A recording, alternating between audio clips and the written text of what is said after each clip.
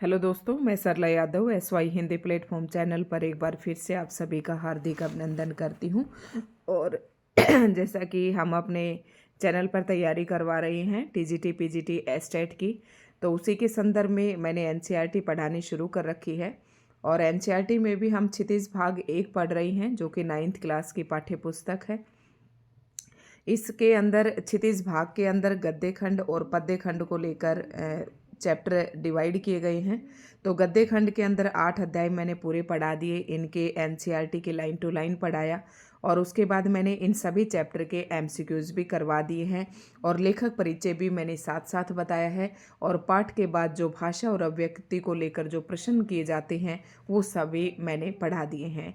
और पद्य खंड हमने शुरू कर रखा है। पद्य खंड के अंतर्गत हमने पहले ही अध्याय में कबीरदास जी के पद पढ़े, फिर उसके बाद दूसरे अध्याय में हमें ललद्द की वाक पढ़े। और वाक का भी मैंने बिल्कुल व्याख्या सहित इससे पहले वाली वीडियो में पढ़ा दिया था। और आज हम चैप्टर 2 की जो है MCQs लेकर आए हैं। तो MCQs की सीरीज़ हमने स्टार्ट कर रखी है NCERT की। तो आप सभी हमारे साथ जुड़े रहें। चैनल पर नए हैं तो चैनल को सब्सक्राइब ज़रूर कर लें। साथ में SY हिंदी प्लेटफॉर्म ग्रुप के नाम से मेरा टेलीग्राम चैनल पर ग्रुप है, तो आप उसे ज्वाइन कर सकते हैं। टेलीग्राम पर ग्रुप है, आप उसे ज्वाइन कर सकते हैं। उसका लिंक मैंने पोस्ट पर डाल रखा है। और अगर आपको लिंक नहीं मिलता है तो आप मेरे पास कमेंट करें, मैं लिंक शेयर कर दूंगी। और SY हिंदी प्लेटफॉर्म के नाम से मेरा टेलीग्राम चैनल है, आप उस चैनल को ज्वाइन कर सकते हैं। तो शुरुआत करते हैं आज के इस वीडियो लेक्चर की। और इसमें सबसे पहला ही प्रश्न है कि ललदेद, देखो चैप्टर 2 का नाम है वाक। अब थोड़ा सा जिसने डिटेल से वीडियो देखी है, जिसमें मैंने एक्सप्लेनेशन करवाया है, इसकी व्याख्या करवाई है पदों की, तो वो आपको समझ में आ गया होगा। उसमें मैंने सारा समझाया था। तो वाक जो है ना, इनकी जो रचयिता है यानी कि जो कवयित्री है वो ललदेद है। अब ललदेद जो है वो कश्मीर की कवयित्री है। और वाक जो है ना उसके लिखने की एक शैली है। जैसे कि हमारे हिंदी साहित्य में कबीर हैं, मीरा हैं, सूरदास है, इन्होंने जैसे पदों की रचना की, उसी प्रकार से ललदेद ने वाक की रचना की। तो वाक जो है ना एक तरीके से पद के समान ही है। तो ये सारा मैंने डिटेल से उस वीडियो में पढ़ा दिया था। तो पहला जो प्रश्न है वो है कि ललदेद किस भाषा की कवयित्री थी। ललदेद किस भाषा की कवयित्री थी, तो ये मैंने बताया था, कश्मीरी भाषा की एक संत कवयित्री थी। दूसरा प्रश्न है ललदेद किस काव्यधारा की कवयित्री थी। काव्यधारा पूछा है तो संत काव्यधारा की, आधुनिक काव्यधारा की, सैगुण भक्ति काव्यधारा की या छायावादी काव्यधारा की। तो जो ललदेद थी वो संत काव्यधारा की एक कवयित्री थी। उसके बाद चलते हैं अगले प्रश्न की तरफ। और प्रश्न नंबर 3 है कवयित्री ललदेद का जन्म कब हुआ था। ये भी मैंने वीडियो में बता दिया था। तो उनका जन्म 320 ईस्वी में हुआ था। ललदेद का जन्म किस जिले में हुआ था। देखो लेखक परिचय भी इम्पोर्टेंट होता है, चाहे वो कवि परिचय हो, तो वहाँ से प्रश्न भी पूछने की संभावना बनी रहती है। तो पहले हम इनके जीवन परिचय से संबंधित कुछ प्रश्न करेंगे, उसके बाद वाक के प्रश्न करेंगे। ललदेद का जन्म किस जिले में हुआ था, तो इनका जन्म हुआ था बामपोर जिले में। नेक्स्ट प्रश्न है प्रश्न नंबर 5। और ज़्यादा समय हम जाया नहीं करेंगे क्योंकि इनके ऑप्शन जो है इनको एक्सप्लेन करने की कोई ज़रूरत नहीं है, सीधा हम आंसर टिक करेंगे। कवयित्री ललदेद का देहांत कब हुआ था, तो 1391 में इनका देहांत हुआ था। नेक्स्ट प्रश्न है प्रश्न नंबर 6। ललदेद किस काव्य शैली में लिखती थी। देखो ये यहाँ पर ये प्रश्न आ गया है, ये प्रश्न इम्पोर्टेंट है और 1 नंबर आपको दिला सकता है। तो दोहा शैली में, वाक शैली में, चौपाई शैली में, मुक्तक शैली में। अब यहाँ पर आपको वाक शैली को ही टिक करना है क्योंकि मैंने आपको पहले ही बताया था कि वह वाक शैली में लिखती थी, इसलिए जो है वाक की इन्होंने रचनाएं की, जैसे कबीरदास जी के पद कह देते हैं। ललदेद के वाकों का संबंध किससे है, यानी कि जो इसने वाक लिखे हैं वो धन से संबंधित है, जीवन से संबंधित है, ईश्वर से संबंधित है या फिर प्रकृति से संबंधित है।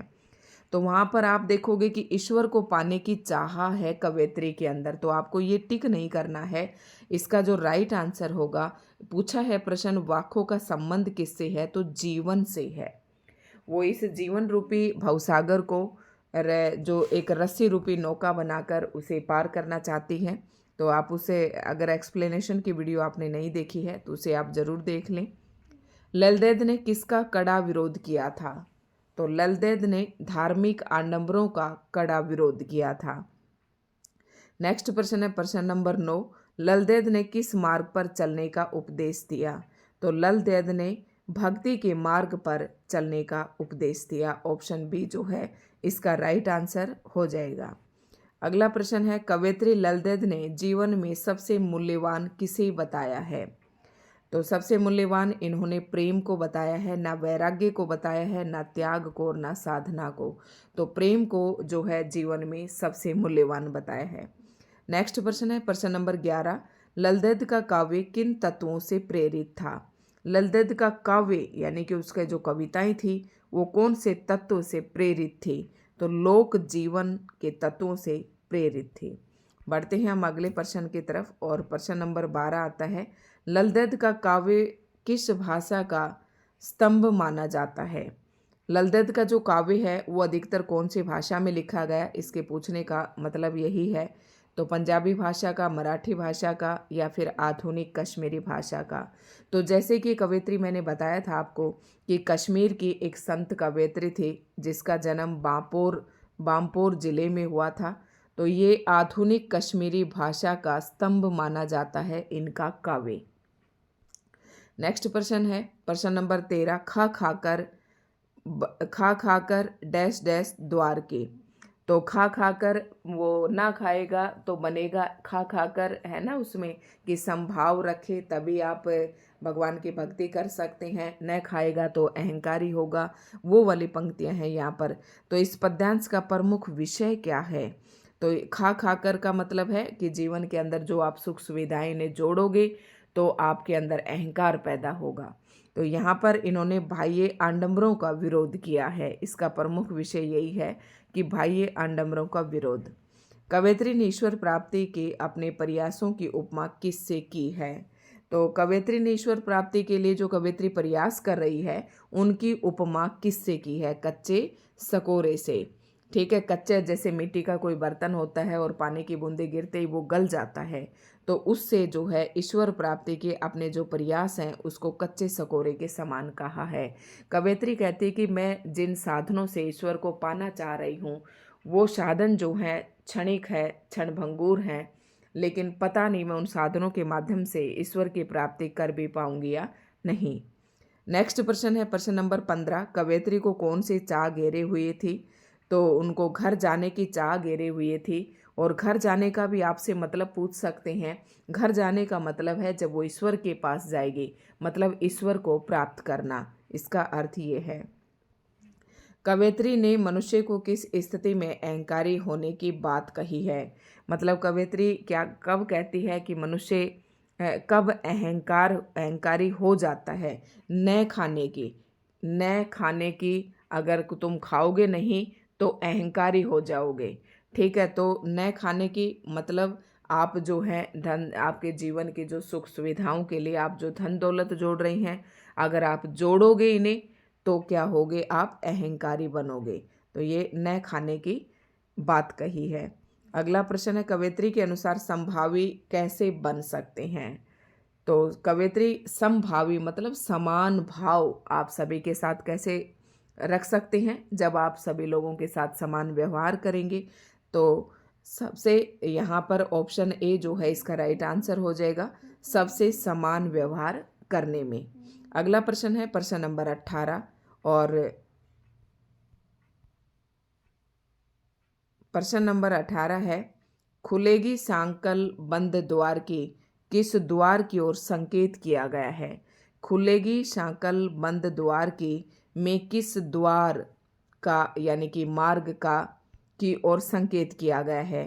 तो जेल के द्वार, घर के द्वार, या मन रूपी द्वार, या पाठशाला के द्वार। तो खुलेगी सांकल बंद द्वार की, इसका मतलब है मन रूपी द्वार, यानी कि जब आपकी सांकल खुलेगी आपके मन से भ्रम दूर हो जाएगा, तब आपके मन में चेतना जागृत होगी, इसका मतलब ये है।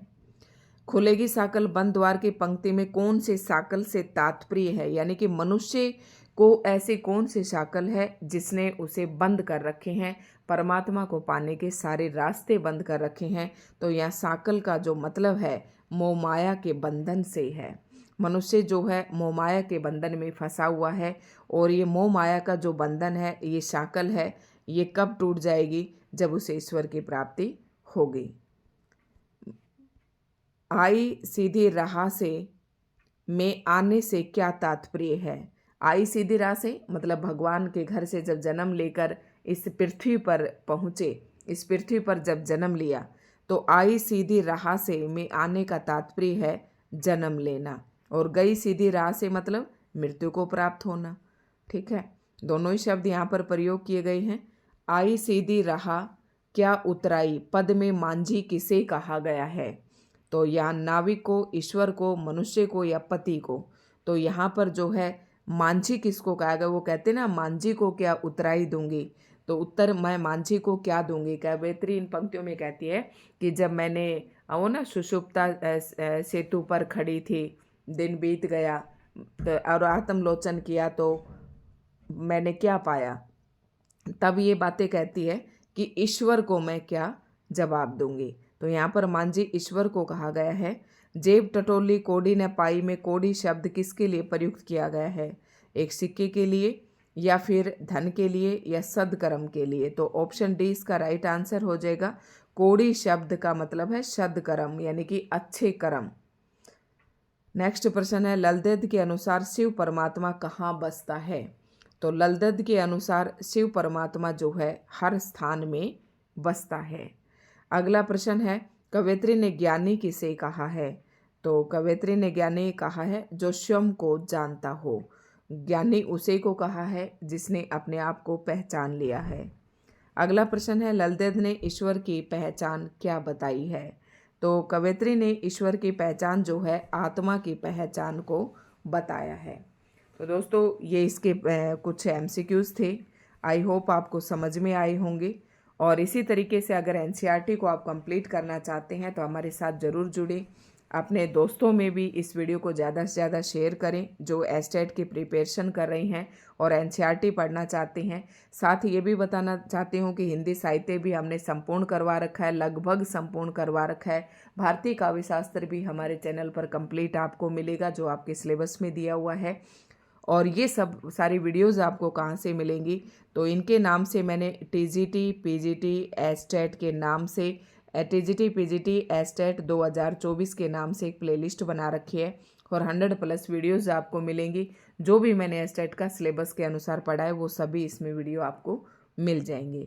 तो धन्यवाद दोस्तों, आज के इस वीडियो में इतना ही।